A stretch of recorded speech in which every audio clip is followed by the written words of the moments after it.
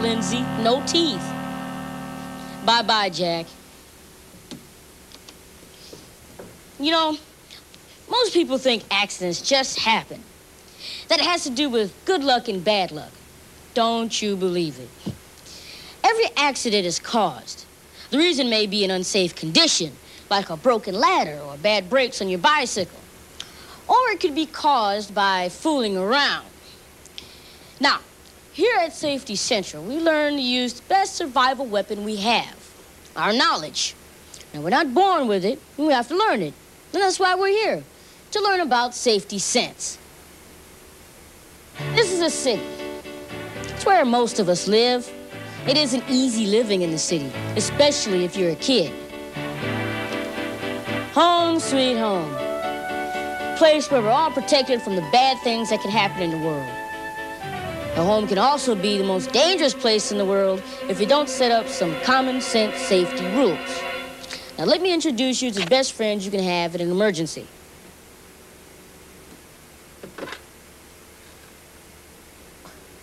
Jill is a good friend, but I meant the phone.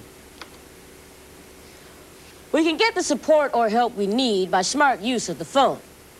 And right next to it, your own personal emergency phone list. One of the first things you should do is sit down with your parents and make a list of any numbers you might need in an emergency. Like your parents' work numbers, grandparents, and a designated adult. Now, just like a designated hitter in baseball, a designated adult is someone who will go to bat for your parents in an emergency when they're not available. You should also include your family doctor, poison control, and emergency numbers for your city. In most cities, you can dial 911 for all emergencies, but only for a real emergency. When you need an ambulance, or to report a fire, or when you need a policeman quick.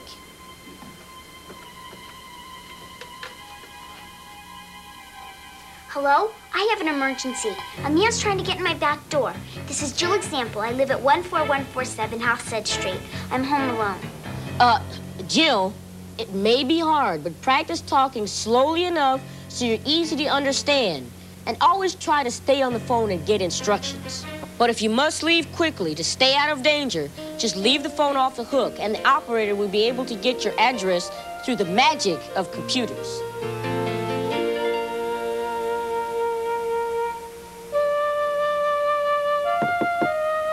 Boy, wouldn't it be great if we all had our own private police officer guarding our house 24 hours a day?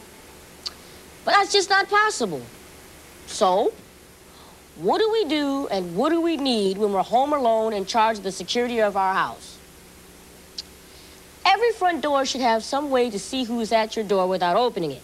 And a good set of locks properly installed that you should always have latched when you're home alone.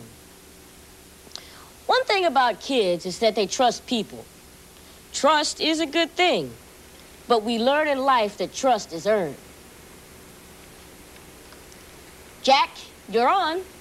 There are people in the real world who will take advantage of our trust if we let them. Oh, that's my friend Barry Hope.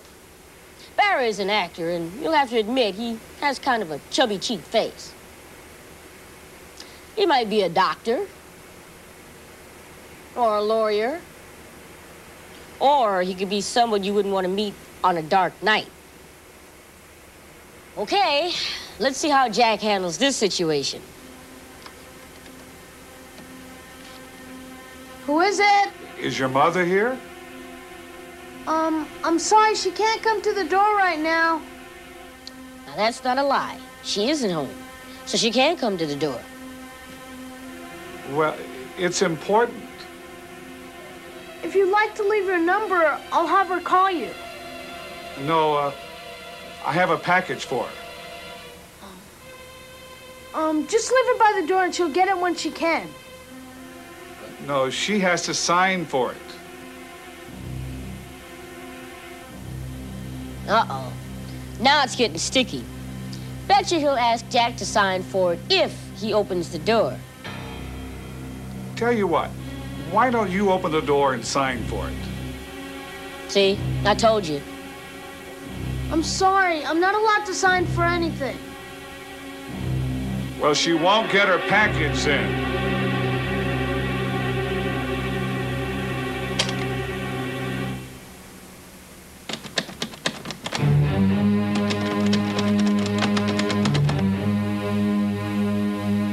delivery man I know acts like that. Let's see if Jack was paying attention earlier.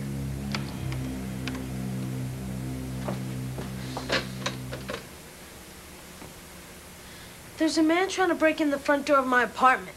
My name is Jack Example, and I live at 14147 Halstead. I'm home alone. Perfect, Jack. What if the stranger had been acting suspiciously, but left when you told him to?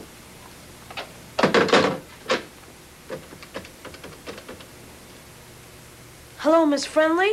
This is Jack Example. Good. He's calling his designated adult to report the incident and get advice on what to do next. One thing Jack can do is write down everything he remembers about what happened. Sounds like being a detective, huh? As a matter of fact, if your parents or the police needed any information later, they will rely on you.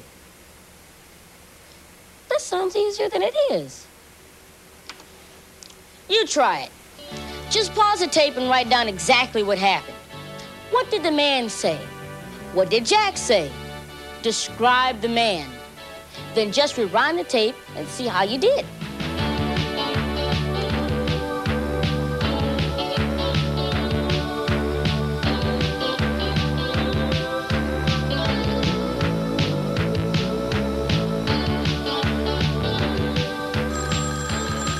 There's another type of kid con that some people might try, to get information from you over the phone. Remember, the first rule in any emergency is stay calm, keep cool, and think. And never give a caller any information over the phone or tell them that you're home alone. Let's see how Jack handles this one.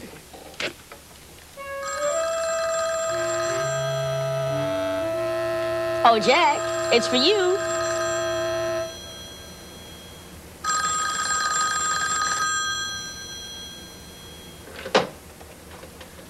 Hello? George? I'm sorry, there's no George here. Well, I'm sure I dialed the right number. What's your address? Sometimes it's hard not to answer questions for someone who's being very polite. Well, what number did you want, sir? May I speak to your mother, please?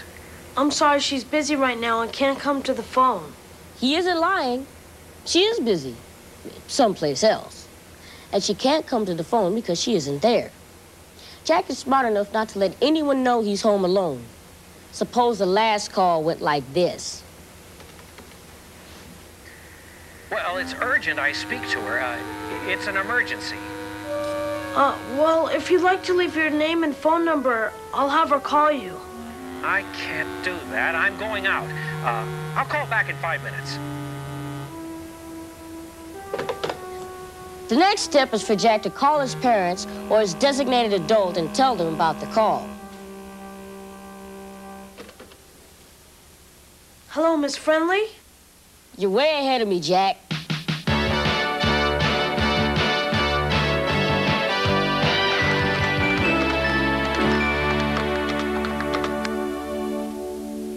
An unlocked door is an invitation to burglars or other types you wouldn't want to have over for dinner.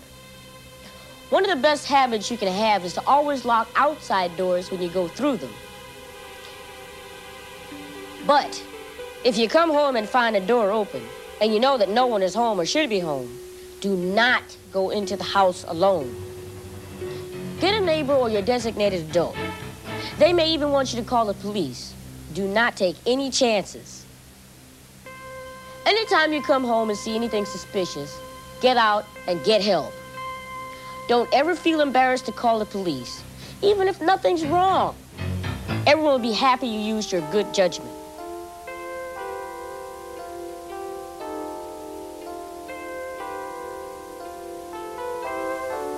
Don't ever feel embarrassed to call for help. Even if nothing is wrong, everyone will be happy you used your good judgment.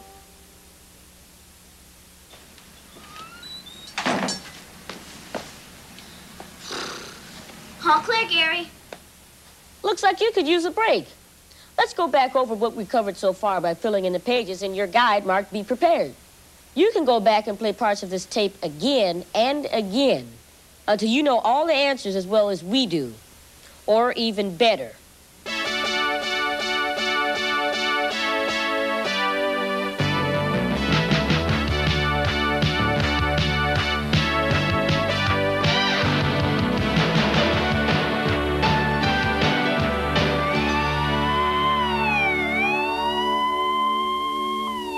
Now, there's a sight you don't want to see. A firefighter in your house. Hi, Captain Truck. Aren't you a little warm in that outfit? How about your dress blues?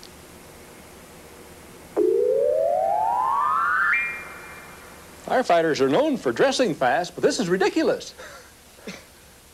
Hi, Gary. Hi, Captain Truck. How you doing? I'm doing fine. Let's have a look at your emergency control center. Okay, be my guest. This is our fire escape plan. We have it memorized. The red line is the escape route. The dotted line is the alternate route. See that X? That's where we all meet in front of the house. When there is an emergency, we will know just what to do because we hold practice fire drills. We keep a flashlight for every member of the family and 2 transistor radios for emergencies when there's no power. We keep 2 portable first aid kits and 1 bigger one for everyday use. This is one of our fire extinguishers. The other one is kept in the kitchen. We read all the directions together and I wrote them down. I always remember things better if I write them down. I'm impressed. Oh, how about this? A maintenance checklist. Once a month, Dad checks all the batteries and first aid supplies and initials this list with the date. If anything isn't operating properly, it's fixed or replaced. Did your parents show you where your home's electrical panel is so you can show emergency personnel? Is the fire truck red? Well, actually, some are white, yellow, or other bright colors. Oh, okay. Oh, I see. You've marked the water valve with bright blue-colored tape to help locate it in an emergency. Excellent. And on the tape, it says water. No, it says H2O. It says water if you speak chemistry. And the gas valve? Ah, I like the yellow tape you have around the pipe. It's bright and can be seen in the dark. How about if you smell gas around the house? Don't touch any lights or switches. Get out of your house and call the fire department or 911 right away from a neighbor's house. Good. Now, let's pretend it's 3 o'clock in the morning and you're asleep. I hate getting up in the middle of the night. Try this.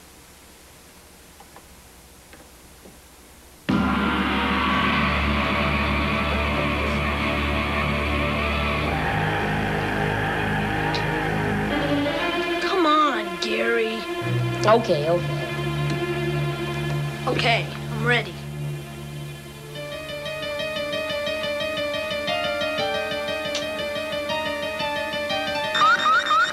That's Jack's smoke detector going off.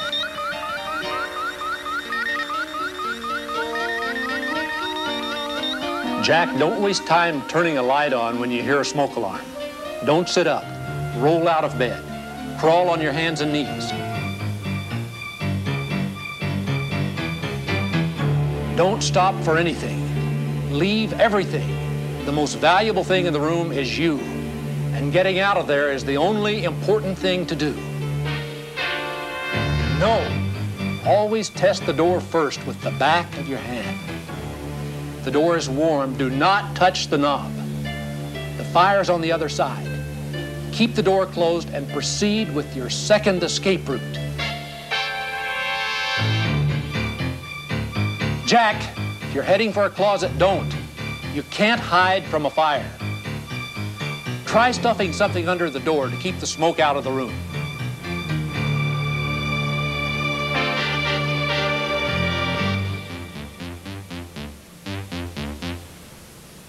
When there is smoke, stay on your hands and knees. The best air is about 12 inches off the ground. Smoke is as dangerous as the fire. You can protect your face and hair by covering them with a wet towel or cloth. If your hair or clothing does catch fire, stop, drop, and roll. That's it, Jack. Stop, drop, and roll. Very good. Do not climb out of a window that's above the first floor unless a firefighter or other responsible person tells you to do so. Don't be shy. Yell for fire, loud as you can. Fire! Jack! You're on the first floor. You could climb out of the window. Remember to figure out a fire escape plan and practice it. Know how each exit works, especially in the dark. And one more thing we didn't cover. The fire department can't put out a fire if they don't know about it. I didn't want to run to the neighbor's house in my jammies. Not a good excuse, Jack. Make sure you report a fire immediately, as soon as you're out of danger. Kids today are forced to be more self-reliant than any other time in modern history. The trick is to figure out solutions before you have to face the problems. This isn't a job that can be handled by one kid, even if that kid is me. It's a job for the whole family. Gary, you know I'm allergic to work. Oh, come on, Jack. Think of it as a game. The first thing any game needs is rules. Set aside a time to plan, a time when everyone gets together to decide on your house rules, and agrees to follow them. Like, What can I eat? Where can I play? How should I answer the phone? Can I have friends over? What can I eat? it isn't just kids who need rules. Parents must be responsible as well. They should have their own set of rules that everyone in the family has agreed to, like calling home to check in, letting everyone know exactly when they'll be home, and calling if they'll be late. And one more thing, ask questions. Talk about your feelings. If you're afraid or don't know an answer, talk about it. That's one big part of safety sense. One last thing. Don't stop here just watching this program. It isn't enough. Anything worthwhile takes a lot of practice. Just look at me. Oh, no.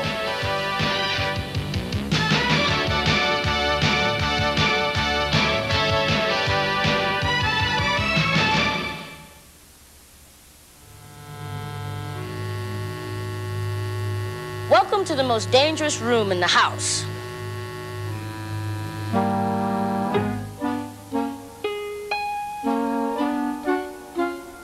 Jack, you're overdoing it. As I was saying, welcome to the most dangerous room in the house. There are more things that can hurt you here in the kitchen than in the rest of the house combined. Things that will mash, chop, crush, and otherwise mangle you. This kitchen is full of booby traps. Get a little careless around all this stuff, and they'll attack. Never put your fingers or hand inside any appliance. In fact, don't use any appliance until you've been checked out by an adult and have permission to use it. If something gets caught in one, like a garbage disposal, just turn off the power and get an adult, even if you have to wait hours for one to come home. Always be extremely careful around electrical appliances. And absolutely never turn on an appliance if you're standing in water or touching water or have wet hands. And don't put any electrical parts in water. The truth is, even the most careful people can have accidents. You and I know the most important thing to do is keep calm. But what do we do next? If you're home alone, that's a problem. So I've asked Nurse Help Quick to show us some basic aid to use until help arrives.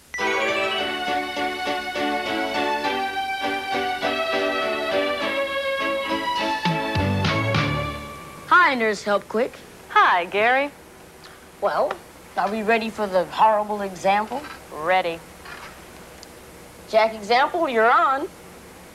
Yeah, Gary? What do you need now? We need a horrible example so Nurse Help Quick can show us what to do. Why don't you be the horrible example and I'll help Nurse Help Quick? But you do it so much better than I could. I mean, you're a natural. Okay, let's get it over with. First, know where the first aid supplies are kept in your house. Let's go check them out.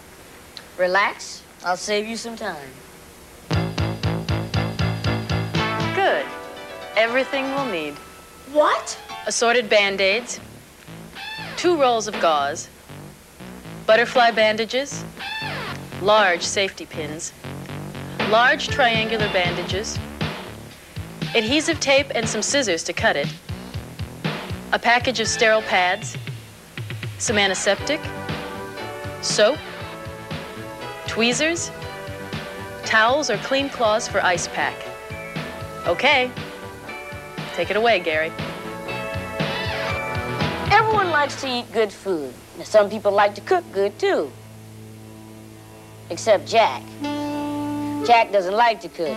He loves to eat, but cooking takes too much time. So Jack takes shortcuts, rushes and rushes, and ends up in the hospital instead of at the table.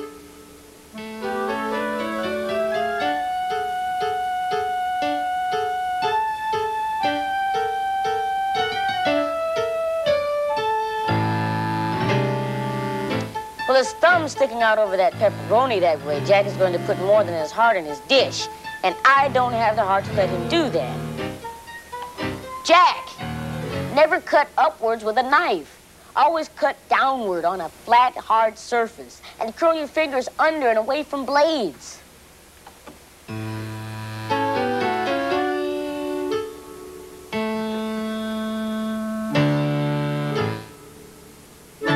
Are you wondering what might have happened if I hadn't stopped Jack? Take a look. How many dangers can you count? Sliced thumb. Frayed cord near water. Pots precariously placed. Water on floor. Great for slipping. That's too many. Let's see what could have happened.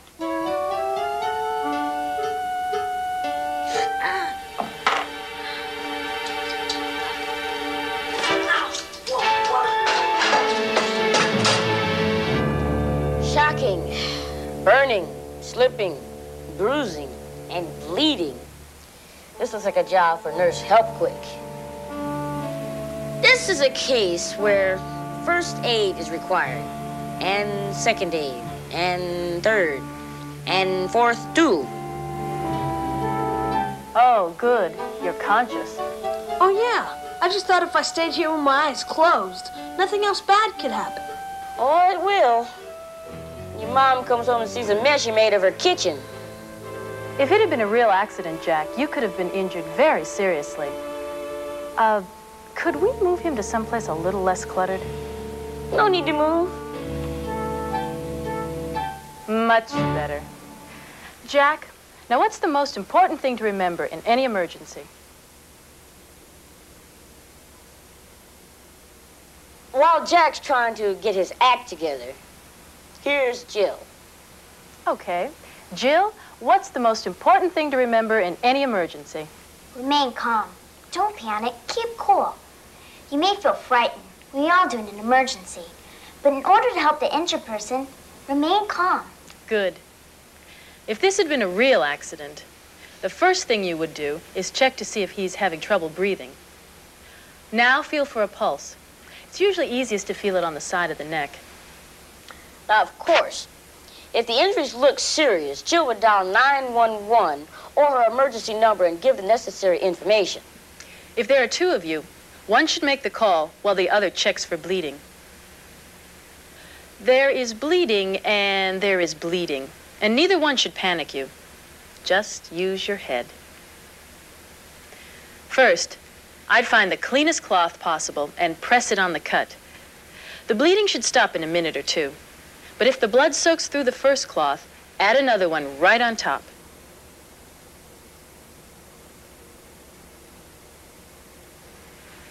Now what? We need blankets to keep him warm and the first aid kit to clean and bandage his wounds. Right. Any injury can cause shock, and body temperature drops. Have you ever cut yourself and then felt sick to your stomach or dizzy when you stood up? Well, those are symptoms of shock. You might have also felt cold and shaky. Shock can be as dangerous as the injury. He had a bad fall, so Jill shouldn't move him. Besides, when he's lying down, the blood can reach his brain easier. His heart and lungs won't have to pump so hard. Now what? Well, first I should wash my hands. Right.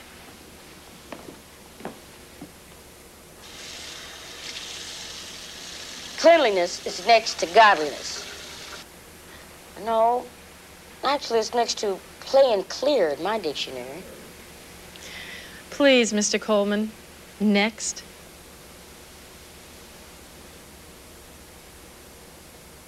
First, clean the wound with soap and water. Rinse well with water and pat dry. Then cover the entire wound area with a bandage or gauze and tape it in place. But what if someone had taken the supplies from the kit? No one would dare mess with the first aid kit. But if she couldn't find the right supplies, she could use the cleanest supplies she could find. Then, as soon as possible, tell a responsible adult about any cut or puncture wound. Even if you washed and treated it properly, you may need a tetanus shot or a booster. The important thing to remember in any medical emergency is... stay calm, keep cool, and don't panic. And always get adult help. Remember, never try to move anyone who has had a severe fall.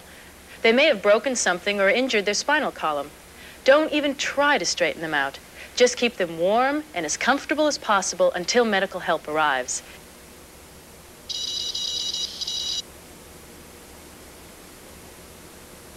The best treatment for a burn that is red and painful is to place it under cool water or apply a wet, cold cloth. Keep it under the water at least 15 minutes. If blisters form, do not break them. But if the burn is bigger than a quarter or the skin is white or charred, get help immediately. Do not put anything on the burn and do not pull off clothing that is stuck to it. What about this bruise? An ice pack can keep small bumps from turning into big bruises. Cold is also good for stinging scrapes and throbbing cuts. What else could possibly happen? You could have some broken bones. Broken bones are a common problem and kind of scary if it happens to you. Sometimes you can't even tell if a bone is broken. Do not move the victim unless he's in immediate danger. Like if a porch collapsed and might fall on him at any second. Sure, Gary. If there's an open wound, control the bleeding, but do not try to push the broken bone into place if it's sticking out of the skin.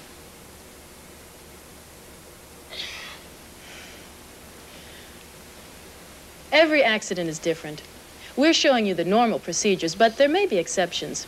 In any case, just... use your head, which reminds me. What about that bump on his head? It hurts. Well, if it's a small bump, the ice pack should help. But if it's a big lump, or if you're dizzy, or you have a headache, or feel sick to your stomach, get emergency help. Could the bump cause a nosebleed? Well, a bump on the nose could, but many times your nose may just start to bleed and you don't know why. Jack, look out. You're going to bleed on your shirt. Very funny. Jack, if your nose were bleeding, you should sit with your head up and pinch your nose closed for at least 10 minutes. Well, it will seem like a long time, but the one mistake people make is not pinching it long enough. Make yourself comfortable, Jack. We'll talk to you later. We've got things to do.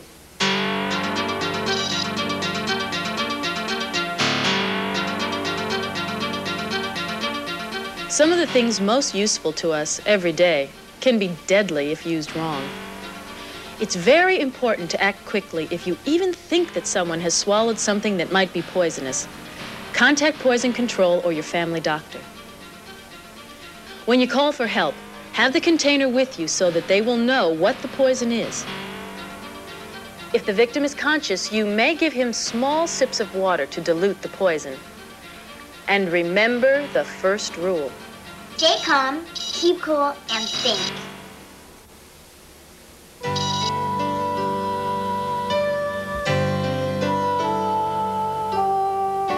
This brings up another danger, and I know just the guy to help me out. Lunch! Is it 10 minutes already? No, but I thought you might be hungry. Now you're talking. What if Jack were to choke on some food caught in his throat?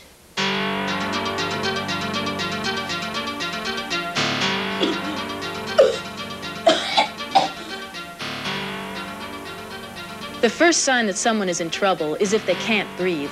Then panic might set in. Jack should know the universal sign for choking. Coughing is the first way a victim can try to clear the airway.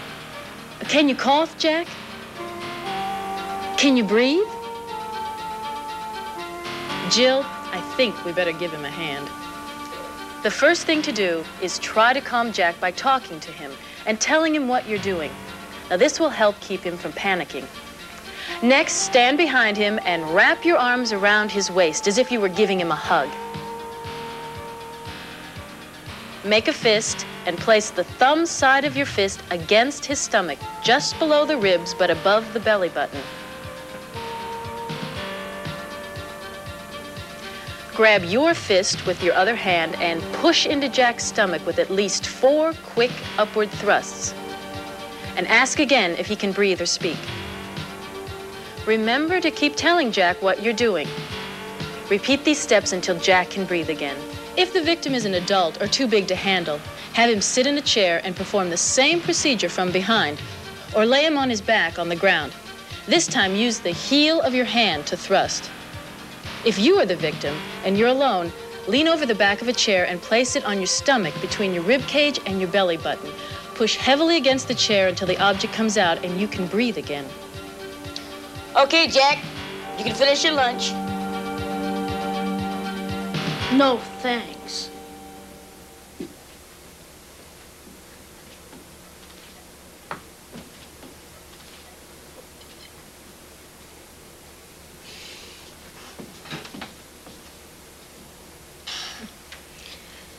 All right, let's check out what we've learned by filling out the pages in our guide marked Be Prepared.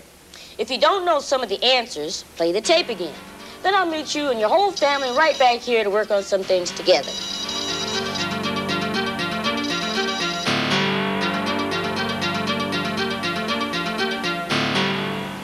I bet by now you know the first rule of any emergency by heart. Think. You're smart. But if you panic and get excited, you can't think properly. So stay calm. Which is hard to do when you're in pain, or you're watching blood oozing out of your very own body. That's the first and most important emergency rule. Don't panic. You may feel frightened. We all do in an emergency. But stay calm. Do what you can to help yourself and the victim, and get help. Well, watching this program is a good start, but it certainly won't make you an expert. The very best present you could give yourself or your family is to contact your local Red Cross and enroll in their first aid and CPR courses. It could be the present of life for someone you love. Gary, what about all the people who might need to help your family in an emergency? All the people who might need to help your family in an emergency should have a medical release signed by your parents, giving the hospital or doctor permission to take care of you. Your local hospital can give you the right wording. If there's any problem, tell them Jack sent you.